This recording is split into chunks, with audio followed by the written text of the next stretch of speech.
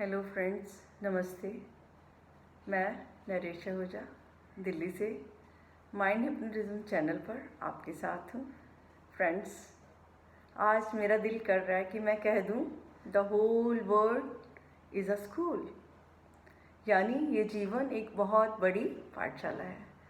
लेकिन किन के लिए?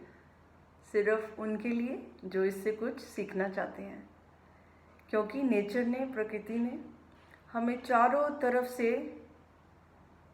सूरज, चांद, सितारे, पृथ्वी, जल, वायु, आकाश सब हमें जीवन दान दे रहे हैं। और जीवन दान देने के साथ साथ सब हमें हर समय कुछ ना कुछ सिखाने की सीख भी दे रहे हैं। अब सूरज, चांद, सितारों को ही लो, पृथ्वी को ही लो, सब अपनी धुरी पर, अपने पथ पर, अपने निश्चित समय पर निरंतर चलते जा रहे हैं।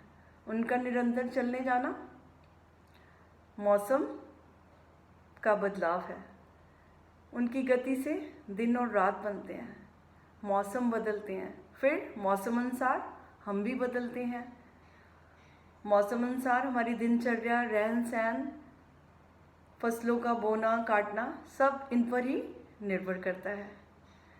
तो इस नेचर को, जिस पर कि हम अपना जीवन यापन करते हैं, इसके योगदान से पूरा संसार चलता है, पूरा जीव जगत चलता है।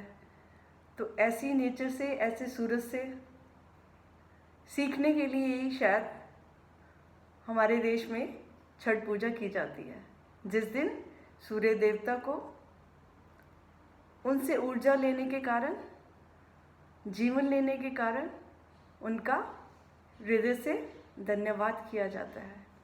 तो ऐसे चांद सितारों से क्या ये सीखने के लिए काफ़ी नहीं है कि हम सब मानव भी, जो कि बुद्धिजीवी हैं, अपने पथ पर निश्चित समय पर संकल्प के साथ गतिमान रहें, निरंतर चलते रहें।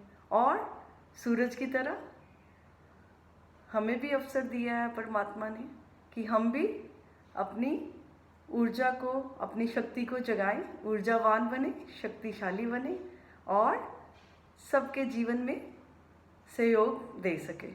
अब चलो हम नदियों को ही देख लें, निरंतर बह रही हैं। किस लिए? हमारी प्यास बुझाने के लिए। जल है तो जीवन है। खाना खाने के बगैर तो हम जिंदा रह भी सकते हैं कुछ दिन तक, लेकिन जल के बिना बिल्कुल नहीं। यहाँ तक कि हमारा शरीर ही 70% जल है। अब नदियाँ हर पल हमें क्या सिखा रही हैं? क्या ये सीखने के लिए काफ़ी नहीं है कि हमें भी उनकी तरह बहते रहना है? कैसे? सबके मनों की प्यास बुझाते रहना है, सबके जलते हुए दिलों पर अपने मीठे पानी जैसे निर्मल शब्दों का छींटा मारना है। अब नदियाँ तो जीवन का आधार है, उनको लाइफ लाइन्स कहा जाता है। आप जानते हैं, हम गंगा नदी को तो माँ का रूप भी मानते हैं और उनकी पूजा भी करते हैं, सिर्फ उनके निरंतर शीतलता के लिए, निरंतर उनकी पवित्रता के लिए। तो क्या ये सीखना काफ़ी नहीं है कि हम भी उनकी तरह शांत, निर्मल और प्यास बुझाने वाले, मन को तृप्त करने वाले इंसान बने? अब धरती के तो क्या कहने, धरती की विशालता तो बयान भी नहीं की जा सकती। हम जैसे भी उस पर, कोई भी जैसे भी चाहे उस पर चलता है, वो कुछ नहीं कहती, सब कुछ सह जाती है। जीते जी भी और मरने के बाद भी हमें अपनी गोदी में जगह देती है। क्या इस विशाल धरती माँ से ये सीखने के लिए काफ़ी नहीं है कि हम भी कुछ विशाल बने, ताकि कुछ रिश्तों को हम अपने अंदर समा सकें, ताकि सहनशील बने, कुछ रिश्तों को टूटने से बचा सके। अब इस धरती पे पलने वाले पेड़ पौधों को देखो, पेड़ पौधे हमारे जीवन का आधार है। अब अगर ये ना हो तो हम नहीं हो सकते, क्योंकि ऑक्सीजन कौन देता है? सिर्फ पेड़ पौधे ही देते हैं। तो बिना ऑक्सीजन के तो हम कुछ नहीं है। अब शायद इसीलिए हमारे देश में पीपल के पेड़ की पूजा की जाती है, क्योंकि वो हर समय 24 घंटे हमें ऑक्सीजन देता है। पूजा करने की भी बहुत सारे कारण हैं, ये ऐसे नहीं की जाती है। तो ऐसे पेड़ों को जो हमें जीवन देते हैं, क्या ये हमें सिखा नहीं रहे कि हमें मत काटो? इन पेड़ों को काटना ही नहीं हम, बल्कि हम ज़्यादा से ज़्यादा पेड़ उगाएं ताकि ऑक्सीजन ज़्यादा से ज़्यादा हमें मिले और वातावरण स्वच्छ हो। फिर ये पेड़ पौधों का महत्व तो देखो हमारे जीवन में, ये हरी भरी सब्जियाँ, ये मीठे मीठे फल, ये सुंदर सुंदर फूल हमारे जीवन में हमें तंदुरुस्ती प्रदान करते हैं, स्वास्थ्य प्रदान करते हैं। आपको पता है ना, जो हम खाते हैं वही हमारा, उससे ही हमारा शरीर बनता है। तो क्या ये सीखने के लिए काफ़ी नहीं है कि हम भी अपने मीठी वाणी द्वारा, मीठे मीठे बोलों द्वारा सबको मन का स्वास्थ्य प्रदान करें, सबको ताजगी दें, सबको अच्छी अच्छी बातों से खुश करें, अच्छे इरादे से। बातें तो सभी अच्छी अच्छी कर लेते हैं, लेकिन इरादे भी अगर नेक हो तो क्या कहने। अब आगे चलो, अब ये तो नेचर है, ये तो देने में ही लगी हुई है, लेकिन हम इंसान कैसे हो गया? हमें भी प्रभु ने ऐसा ही बनाया था, लेकिन हम चलते चलते, यात्रा करते करते कहाँ पहुँच गए हैं। अब हम अपने आप को देखें कि हम कैसे कर रहे हैं, हमारा लेन देन कैसे चल रहा है। हमारा लेन देन समाज में, उसने मुझे पूछा तो मैं पूछूंगा, मुझे कुछ देगा तो मैं दूंगा, उससे ज़्यादा हमारी विशालता नहीं है। जैसे कोई करेगा वैसे हम करेंगे, बल्कि ईंट का जवाब पत्थर से देने में हम विश्वास करते हैं।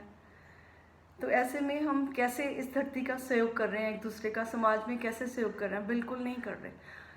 माना हम फिजिकली या और किसी लेवल्स पे सहयोग नहीं करते थे, लेकिन अपने मन के द्वारा, अपनी शुद्धता के द्वारा, अपनी पवित्रता के द्वारा तो हम वाइब्रेट अच्छे से कर सकते हैं। सबके लिए शुभकामना तो हम कर ही सकते हैं। बाकी उनका जीवन है, जैसे जी रहे हैं बहुत अच्छा है, जैसे उनको पसंद है उनको जीने दो, बहुत अच्छा है। और ऐसे करते करते मेरे को एक बात याद आ जाती है कि जैसे हम आपस में, रोज की बात है, बात भी क्या है, हम आपस की बात है कि हम जब आपस में एक दूसरे की बातें करते हैं, फ्रेंड सर्कल में इकट्ठे होते हैं, तो हम कैसे दूसरों की चर्चा करते हैं। और वो ऐसा है, वो ऐसा है, उसने ये करा, उसने ये करा, उसको ऐसे नहीं करना चाहिए था, ये सब बातें हम इतनी ज़्यादा कह जाते हैं। और उस समय हम भूल जाते हैं कि हम भी उस समाज का ही अंग हैं। जब हम कोई गलत कार्य करते हैं तो लोग हमें भी वैसे क्रिटिसाइज़ करते हैं। तो क्या उनके जीवन से ये सीखना काफ़ी नहीं है कि वो जो गलती कर रहे हैं, जिस पर हम उनको क्रिटिसाइज़ करते हैं, वो गलतियां हम खुद ना करें, ताकि हम दूसरों को क्रिटिसिज्म करने का अवसर ना दें। तो चलो, ये हमारे हाथ में है, हमारा चुनाव है, तो हम कर लेंगे, ऐसी कोई बात नहीं। हम सब अच्छा ही करना चाहते हैं। अब लेकिन एक बहुत खूबसूरत दुनिया है, वो हमारी अपनी ही दुनिया है, हमारे घर में ही है, हमारे आसपास ही है। तो देखें वो कैसे करते हैं। वो है सुंदर स्वस्थ बच्चे।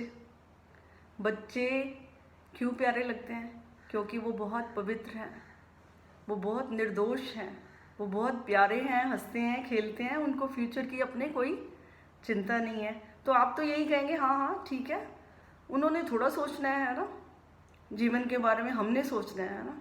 ठीक है, सोचो आप, किसी ने मना नहीं किया, लेकिन बच्चों के जैसा होने के लिए भी किसी ने आपको मना नहीं किया। आप सारे काम करते हुए हृदय को पवित्र रख सकते हैं, निर्दोष रख सकते हैं। आप अपनी पवित्रता को हर पल कायम रख सकते हैं, अपने मन को साफ रख सकते हैं। अब ये मत कहना इम्पॉसिबल इम्पॉसिबल, इसको नया रूप दे दो, आई एम पॉसिबल, कि मैं सब कुछ कर सकता हूँ। तो ये बड़ा आसान भी है, पता क्यों? क्योंकि हम भी तो कभी बच्चे थे, परमात्मा ने हमें भी उतना शुद्ध बुद्ध पैदा किया था। हम भी महात्मा बुद्ध जैसे ही थे, पवित्र महात्मा बुद्ध। जब हम पैदा हुए तो हम सब एक जैसे ही थे। वो तो धीरे धीरे हमने अपने नए नए रूट्स ले लिए, नई नई यात्राएं कर ली, तो हमारा सब रूप बदल गया। तो ज़रूरत है आज भी हम उस बच्चे को अपने अंदर से बाहर निकालें, उसको ढूंढें, उसकी पवित्रता को अपनाएं और जीवन को बच्चे की तरह मस्त, स्वस्थ और खुशियों से भर दें। ऐसी शुभकामना के साथ मैं आपसे विदा लेती हूँ और आप सबको प्रार्थना करती हूँ कि बच्चे जैसे स्वस्थ रहें, मस्त रहें, खुश रहें, बेफिक्र रहें। और मैंने तो ये सुना है, और मैं सुना भी क्या है, मैंने तो अनुभव किया है कि जहाँ बच्चे जैसी पवित्रता होती है, जहाँ मन शुद्ध होते हैं, पवित्र होते हैं, ईश्वर वहाँ स्वयं वास करते हैं। तो आइए अपने हृदय को ईश्वर का स्थान बनाएं, पवित्र करें और ईश्वर के आशीर्वाद प्राप्त करें। इस सब के साथ आपका बहुत बहुत धन्यवाद। Thank you very much, thank you very much, thank you.